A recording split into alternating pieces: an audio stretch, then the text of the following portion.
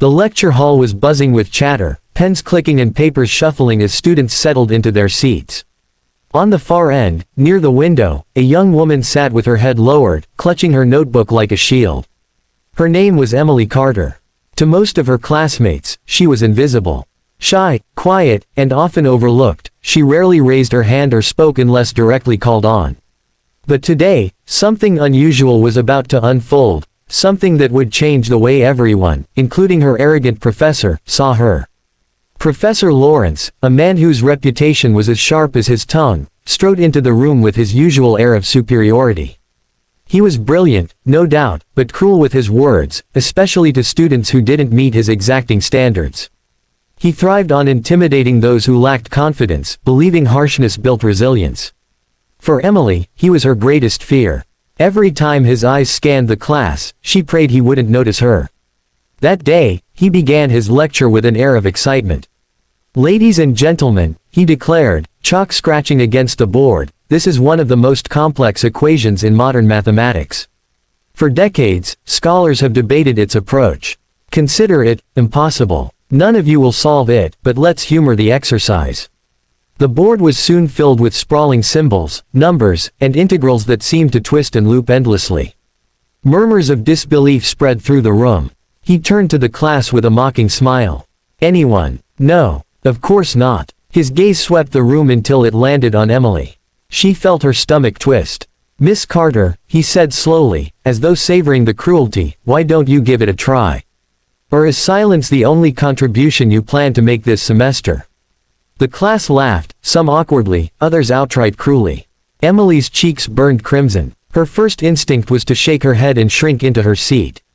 But then, something unexpected stirred within her, a memory of her late father, who had always encouraged her love for numbers. "You don't have to be loud to be strong, Emily," he once said. "Let your work speak for you."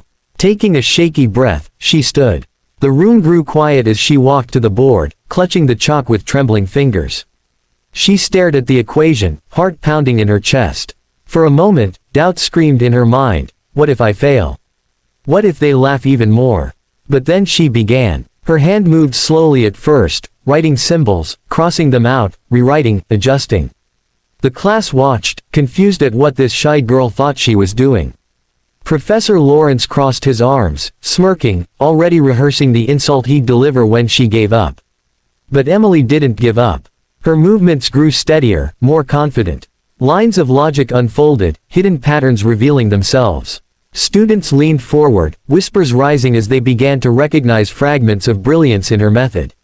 5 minutes passed, then 10. What once seemed like random marks began forming into a structured, elegant solution. Professor Lawrence's smirk faltered. His eyes narrowed as he stepped closer, scrutinizing every line she wrote. His jaw tightened. This was not a guess, not an accident. She was solving it. By the time Emily set down the chalk, her palms damp with sweat, the board was filled with a solution so precise, so beautifully articulated, that silence swept the room. Emily turned slowly, her face pale but her eyes brighter than ever. "It's not impossible," she said softly. For the first time, Professor Lawrence had no words. He froze, staring at the proof before him. It was flawless. The students erupted into stunned applause, some even standing in disbelief. Emily's heart raced, not from fear this time, but from pride. For the first time, she wasn't invisible. She wasn't the shy girl in the corner. She was the one who had done the impossible. Professor Lawrence cleared his throat, his arrogance shattered. "Miss Carter," he said quietly, "you've surprised us all. Well done." The words were heavy, reluctant, but real. Emily returned to her seat, her classmates' eyes now filled with admiration instead of mockery.